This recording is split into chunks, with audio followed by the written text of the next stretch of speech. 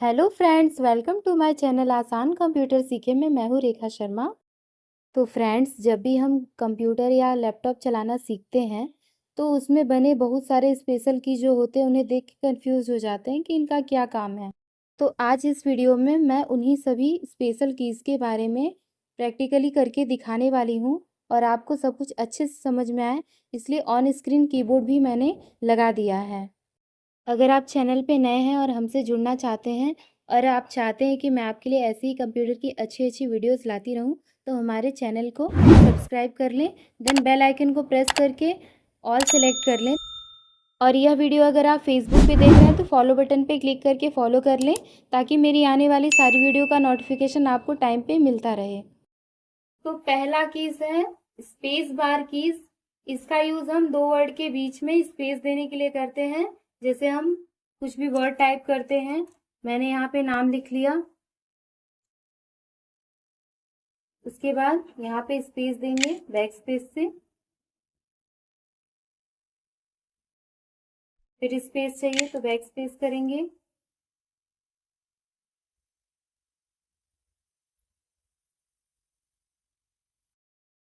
तो back space का use होता है दो वर्ड के बीच में स्पेस करने के लिए। उसके बाद है टैब की। टैब कीज का यूज कैसे करते हैं, जैसे कि आप यहाँ पे बैक स्पेस से सिर्फ एक बार स्पेस होता है, एक बार में एक बार ही स्पेस होता है, लेकिन टैब से आप एक बार में 5 स्पेस कर सकते हैं। करके देखते हैं। जैसे यहाँ पे कुछ टाइप किया और टैप किया, फिर टाइप किया, टैप किया, कुछ टाइप किया, देखिए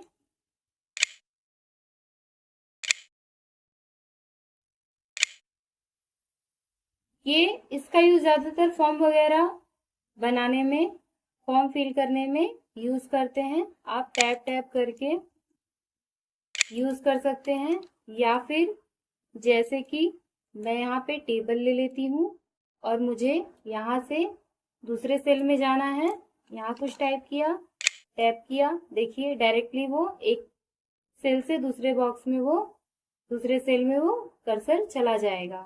आप कुछ लिख लीजिए, टैप करिए, टैप करिए।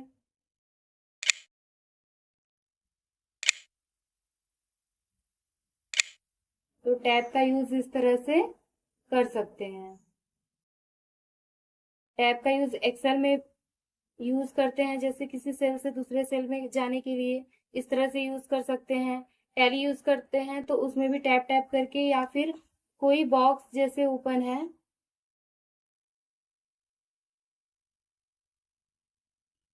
यहाँ पे देखिए, अब यहाँ से आप टैप करेंगे, देखिए कर्सर पहले फाइंड वर्ड पे था, अब रिप्लेस विथ पे हो गया। फिर टैप कर रहे हैं तो कर्सर यहाँ पे मोर पे हाईलाइट हो रहा है, फिर टैप कर रहे हैं तो कैंसिल पे आ गया। तो टैप करने से नेक्स्ट बॉक्स में, नेक्स्ट ऑप्शन में वो कर्सर आपका, ये ऑप्शन आपका हाईलाइट हो जाएगा।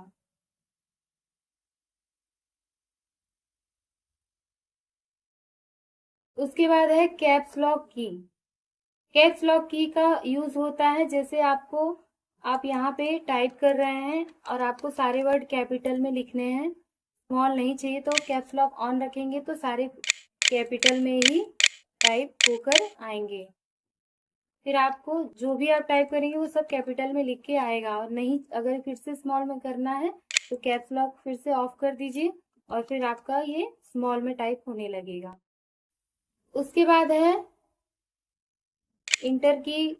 जैसे आपको, आप यहाँ पे टाइप कर रहे हैं और फिर से आपको नीचे वाली लाइन में जाना है तो इंटर कर दिया, तो नीचे वाली लाइन में कर्सर चला जाता है। तो इंटर का यूज आप नीचे वाली लाइन में जाने के लिए करते हैं, या फिर आप किसी भी फोल्डर को ओपन कर रहे हैं, कोई ओके का कमांड दे रहे हैं, तो उसमें भी इंटर का यूज होता है।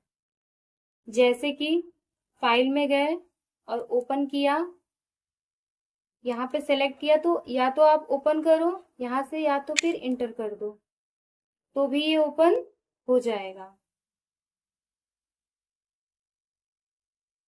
तो किसी भी फाइल फोल्डर को ओपन का कमांड देने के लिए, किसी भी फाइल को ओपन करने के लिए या फिर न्यू लाइन के लिए हम इंटर का यूज करते हैं। उसके बाद है कंट्रोल की। कंट्रोल की का यूज हम कैसे करते हैं? कंट्रोल की के साथ हम कोई भी कीज को उसके साथ में जब यूज करते हैं तो एक शॉर्टकट बनता है।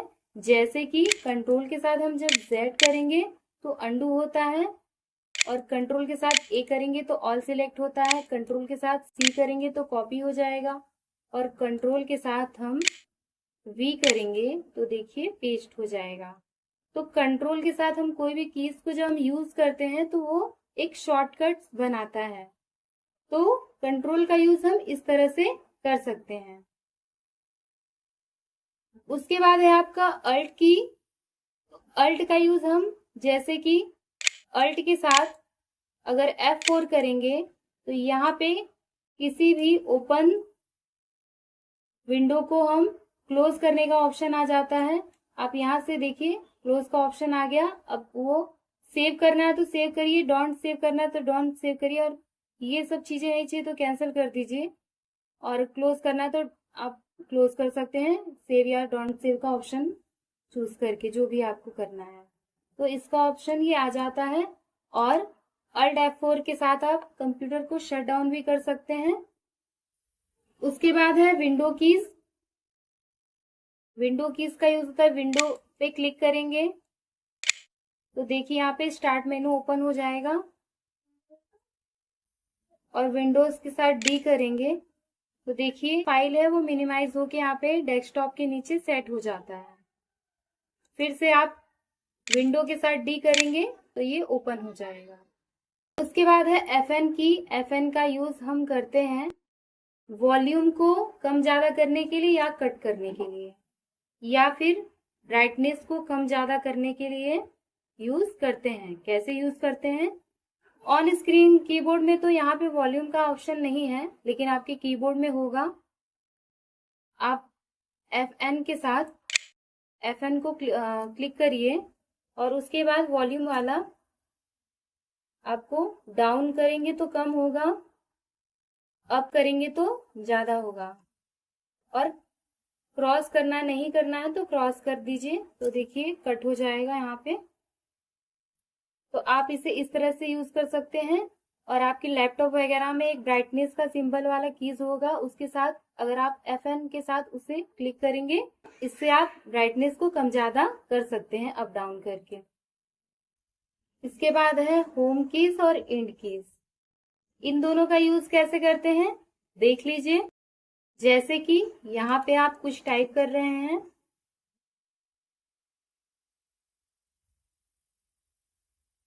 जैसे कि आपका कर्सर यहाँ पे है लास्ट में, और आपको अप में स्टार्टिंग में जाना है, होम पे जाना है, तो होम पे क्लिक करेंगे तो कर्सर आपका स्टार्टिंग में आ जाएगा। फिर यहाँ पे आप कुछ भी क्लिक करके ले सकते हैं, यहाँ पे आप कुछ भी टाइप करके ले सकते हैं।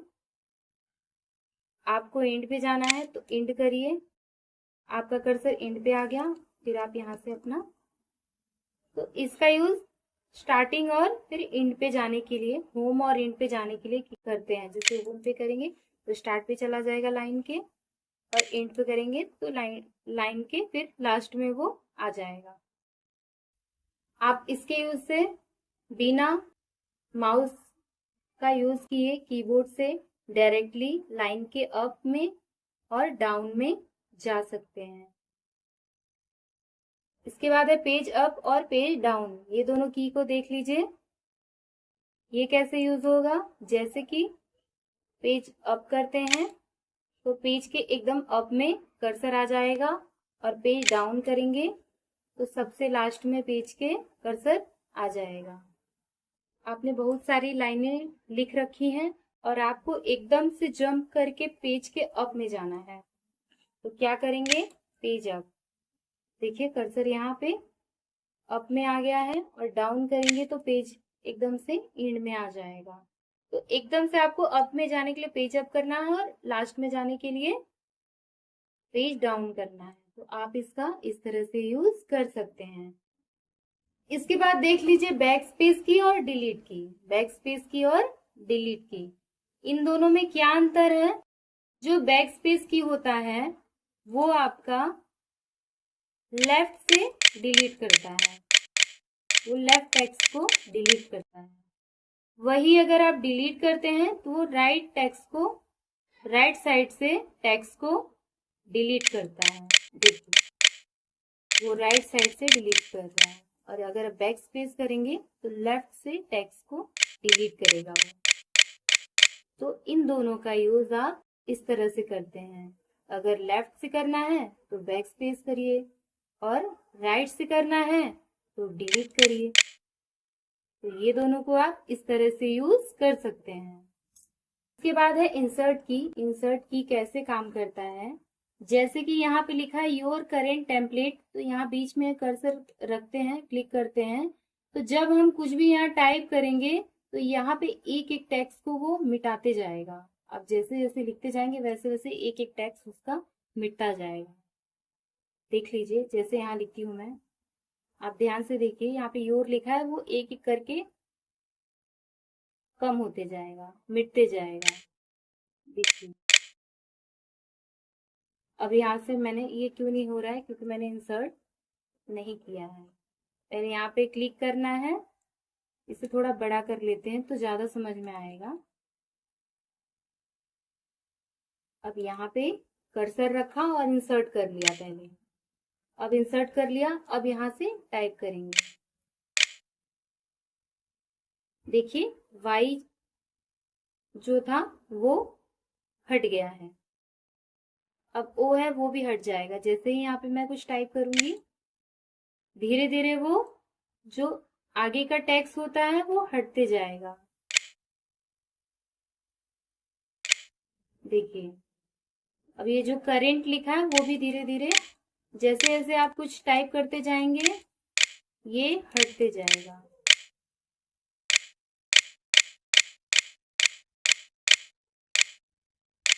हट गया।